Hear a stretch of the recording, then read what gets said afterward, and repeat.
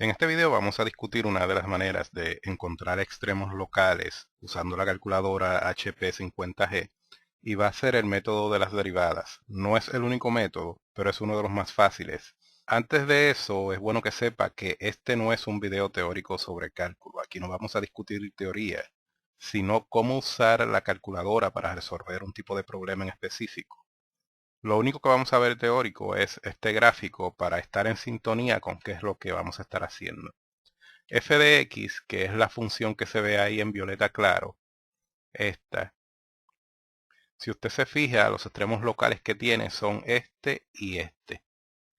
Esos dos extremos, si usted se fija, coinciden con el cero de la función f' de x. Este coincide con este cero y este coincide con este cero, según se muestra aquí con las líneas entrecortadas.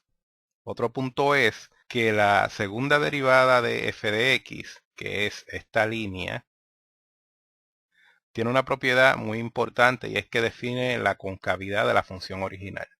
Donde la segunda derivada es positiva, la concavidad es hacia arriba y tienes un mínimo.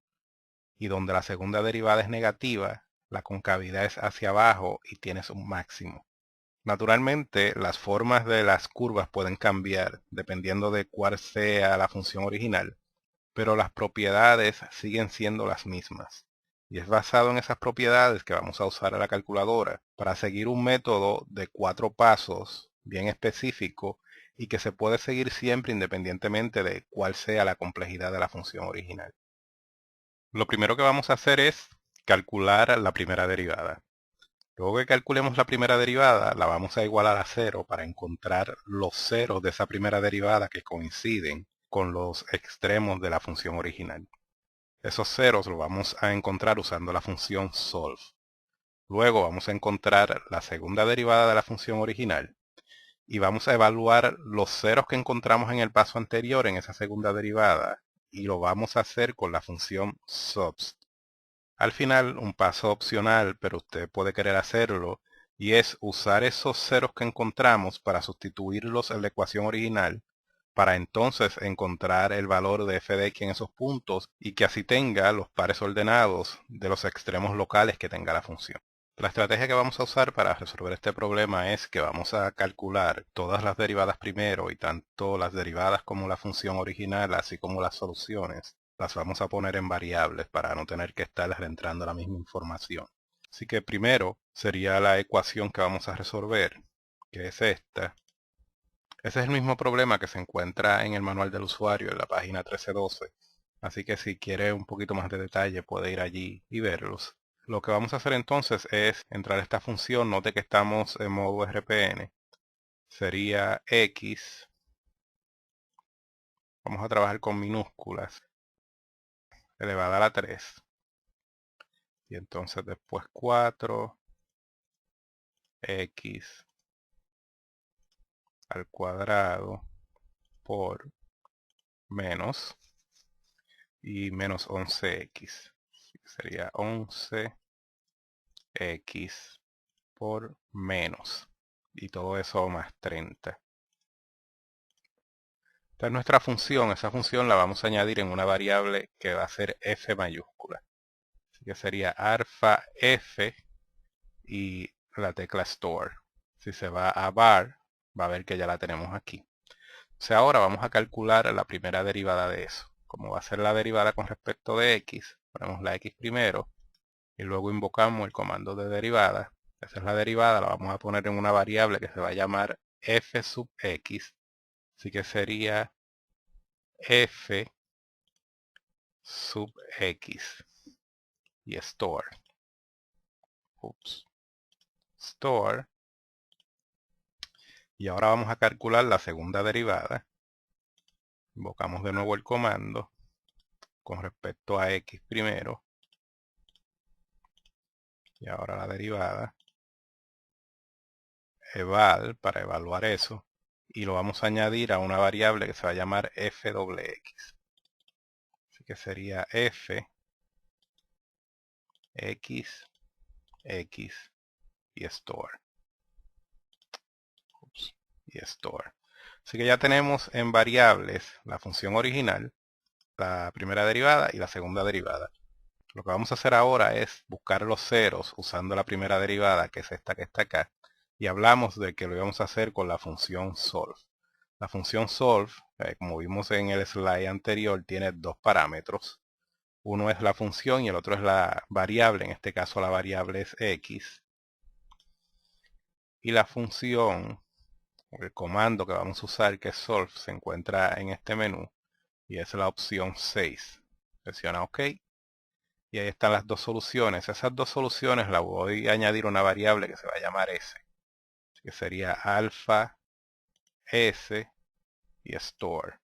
Una vez yo las tengo aquí, yo las puedo llamar por índice. O sea que si yo llamo s de 1 me va a traer 11 tercios y si llamo s de 2 va a traer menos 1. Así que ya tengo básicamente toda la información que necesito. Repasando la gráfica que tenía al principio, lo que tengo hasta ahora es, tengo la función en una variable que se llama f, tengo su primera derivada en la variable f sub x, su segunda derivada en la variable f sub doble x, y estos dos puntos, que son las soluciones de la primera derivada, los tengo en una variable que se llama s. Así que lo que me resta es evaluar estos puntos en esta segunda derivada para ver qué me dicen sobre la inflexión. Recuerde, si el resultado es negativo, quiere decir que estoy trabajando con un máximo. Si me resulta positivo, quiere decir que estoy trabajando con un mínimo, porque la concavidad entonces sería hacia arriba. Si resultara cero, entonces esta prueba sería inconclusa y hay que usar otros métodos. Así que voy a llamar entonces la segunda derivada y voy a llamar el primer valor que voy a evaluar, que sería s de 1, sería alfa s de 1. Lo estoy poniendo entre las comillas porque en modo algebraico es más fácil de entrar estos índices. Presiono Enter y eval para que me salga el valor, y entonces ahora voy a invocar la función subst, que está en el menú algebraico, es la número 8. Presiono OK o Enter, eval, y el valor es 14. El valor es positivo, quiere decir que en 11 tercios yo tengo una concavidad hacia arriba y quiere decir que ese es un mínimo. 11 tercios, estamos hablando que es 3 punto algo, así que estamos hablando de este punto.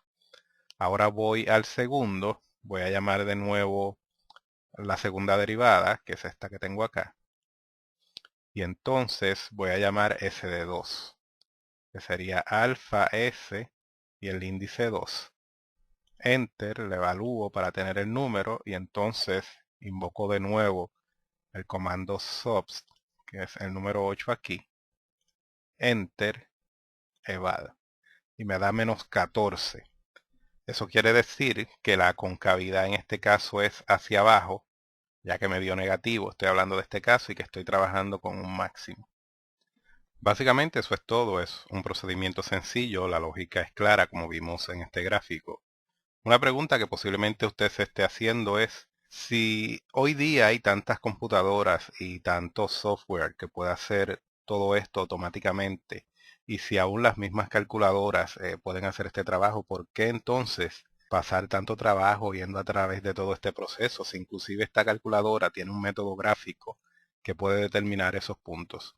Esa es una pregunta válida, pero la razón es que posiblemente en su vida profesional algunos de ustedes van a tener que trabajar con esto en problemas de optimización, y esto va a ser parte de un proceso a encontrar otra cosa. Y es necesario que usted conozca esta lógica, la lógica que le expliqué. Esa es la parte importante. Por ejemplo, la lógica de que la primera derivada, los ceros coinciden con los extremos, de que la segunda derivada define la concavidad.